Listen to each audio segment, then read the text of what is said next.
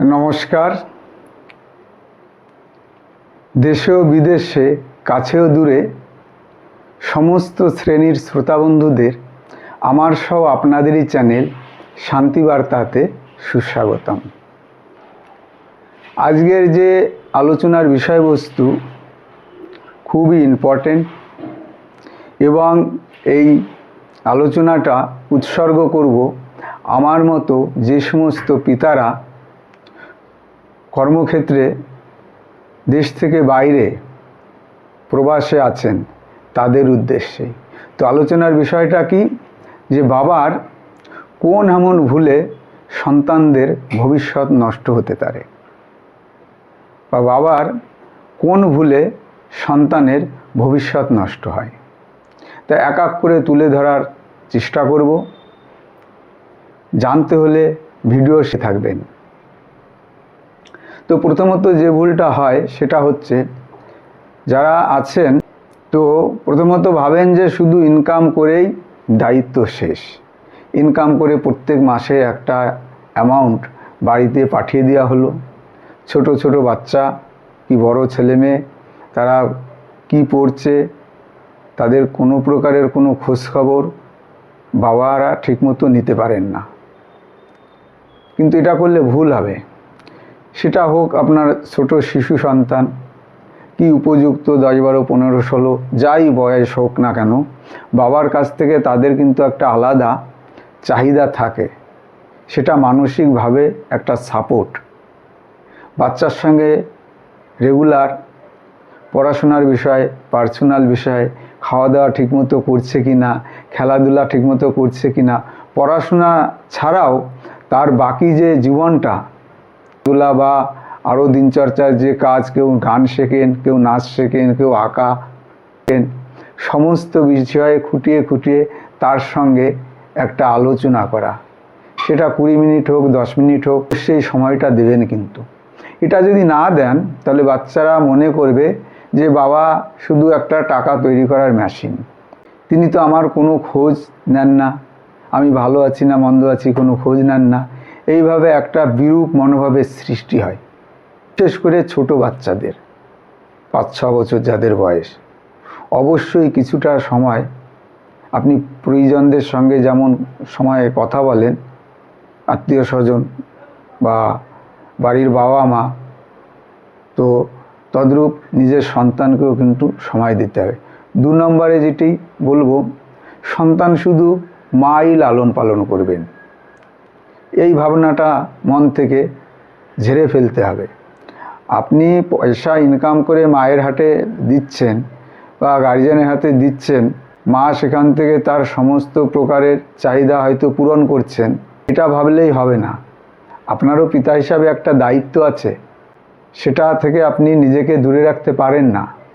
আর যদি রেখে থাকেন সেটা কিন্তু ক্ষতি করছেন, সেটা বাচ্চার মানসিক দিক দিয়ে প্রচণ্ড ক্ষতি হয়। এই ভুলটা করবেন না যে যত সমস্যার সমাধান বা যত দায়, লালন পালনের যত প্রক্রিয়া, সমস্ত কিছু মায়ের দায়িত্ব। মা সেটা শারীরিকভাবে সেখানে প্রেজেন্ট আছে, করছেন, কিন্তু আপনার খোঁজখবরটা নেওয়া, মনিটরিংটা করা 100% জরুরি। কিন্তু অবশ্যই ভুলগুলি করবেন না। 3 নম্বর যে বিষয়টা বলবো, ব্যস্ততার অজুহাত দেখিয়ে সন্তানকে সময় না দেওয়া। হয়তো বা স্কুল থেকে এসছে, কোনো হোমওয়ার্ক করছে বাচ্চা বা কোনো খেলাধুলা করছে, হঠাৎ আপনি ফোন করলেন, বাচ্চাটা তুলে হ্যালো বলল, তখন সে আপনার কাছে হয়তো কোনো বিষয় জিজ্ঞাসা করতে চাইলো বা স্কুলের কোনো গল্প করলো, তখন আপনি ব্যস্ততা দেখিয়ে বললেন বাবু এখন ব্যস্ত আছি, পরে কল করব।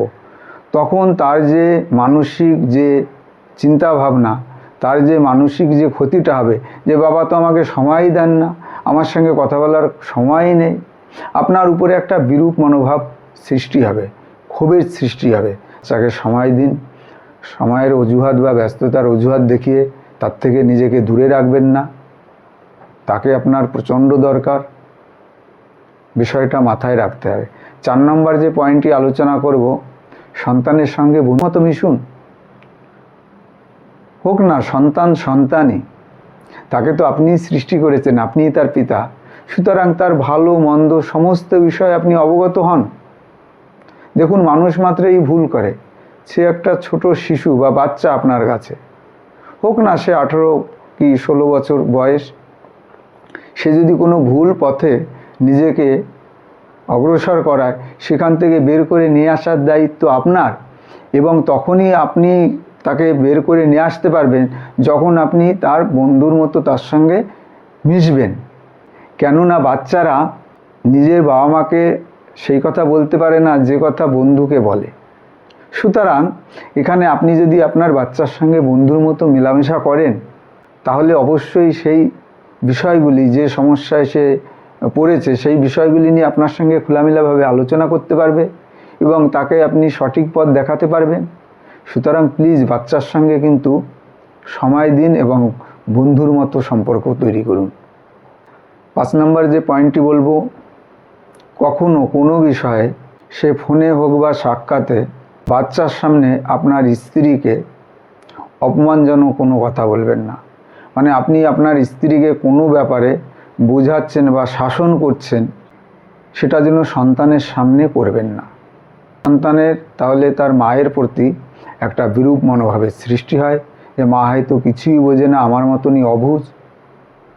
অপরপক্ষে আপনার প্রতিও সন্তানের একটা আলাদা রকম মানসিকতা তৈরি হবে, যে বাবা শুধু খুব রাগী এবং বাবা শুধু বকা দেওয়ার জন্যই আছে, ভালোবাসা দেয় না।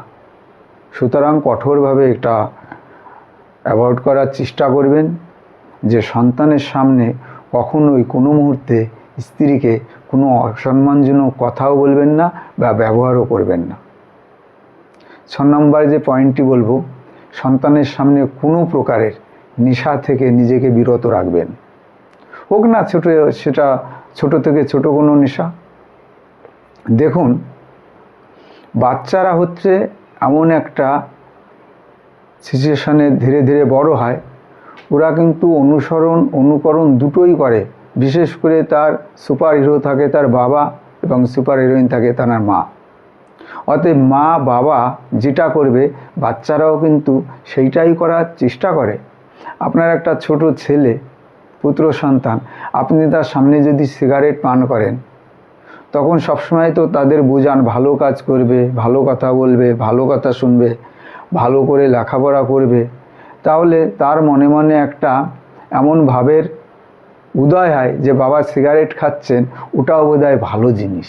সে ওইটা ধীরে ধীরে মানসিক দিক দিয়ে তৈরি হয়, আমিও বাবার মতো বড় হব, আমিও সিগারেট খাবো। সুতরাং বিষয়টা আমরা সবাই জানি, কিন্তু তবু এটা অন্তর দিয়ে অনুধাবন করে দেখুন তো, বাচ্চার সামনে কখনোই কোনো প্রকারের কোনো জাতীয় নেশা থেকে নিজেকে বিরত রাখবেন। দেখুন, আপনারাই পারেন আপনার সংসার, সমাজ, সমস্ত কিছু, তাদের যে ভালো মন্দগুলি বাদ দিয়ে ভালোগুলোকে সঞ্চয় করা বা ভালোর পথ দেখানো। সুতরাং বাচ্চার সামনে কোনো প্রকার নেশা থেকে বিরত থাকতে হবে। পরিশেষে কি বলবো, পরিশেষে এখানেই শেষ করব যে আপনি তাকে এই পৃথিবীর আলো দেখিয়েছেন, আপনি তার আইডল হিরো। তো আপনি যেমন করবেন তেমনও কিন্তু তার বিহেভিয়ার, আচার ব্যবহার তৈরি হবে। আপনি হয়তো প্রচুর টাকা খরচা করে ভালো কোনো স্কুলে অ্যাডমিশন করালেন, তাকে উচ্চশিক্ষায় শিক্ষিত করলেন, কিন্তু তার চারিত্রিক বৈশিষ্ট্যে বা আচার ব্যবহারে তাকে যদি মানুষের মতো মানুষ না করতে পারেন, তাহলে হয়তো সেও অদূর ভবিষ্যতে কোনো ভালো টাকা ইনকামের একটা মেশিন তৈরি হবে, কিন্তু ভালো মানসিকতার মানুষ তৈরি হবে না। সুতরাং আসুন আমরা সবাই মিলে ঝাঁপিয়ে পড়ি, সন্তানদের পাশে থাকি, তাদের সঙ্গে বন্ধুসুলভ আচরণ করি এবং তাদের প্রকৃত মানুষ হওয়ার জন্য তাদের উদ্বুদ্ধ করি। এই প্রার্থনা করে আজকের ভিডিও এখানেই শেষ করব। দেখুন, শান্তিবার্তার যে উদ্দেশ্য একটাই, সেটা হচ্ছে সবার মনে শান্তি প্রদান করার চেষ্টা করা। আমার এই ভিডিওতে বা আলোচনাতে যদি কারো কোনো প্রকারের কোনো উপকারে লাগে, তাহলেই নিজেকে ধন্য মনে করব। ভিডিওটি বন্ধুবান্ধব প্রিয়জনদের শেয়ার করবেন। যারা সাবস্ক্রাইব করেননি অবশ্যই প্লিজ সাবস্ক্রাইব করে দেবেন, কেননা কোনো নোটিফিকেশান গেলে আপনাদের কাছে আগে পৌঁছাবে। এবং কমেন্টের মাধ্যমে ভালো মন্দ ব্যাপারে পরামর্শ দিন, আমাকে জানান, আমি সেই মতো আপনার করব ভবিষ্যতে সেই ধরনের ভিডিও দিতে। অবশ্যই কাছে থাকুন, পাশে থাকুন, সবাই অনেক ভালো থাকুন, সুস্থ থাকুন, হাসি আনন্দে ভরে উঠুক সবার হৃদয়, এই প্রার্থনা করে এখানেই শেষ করব। নমস্কার।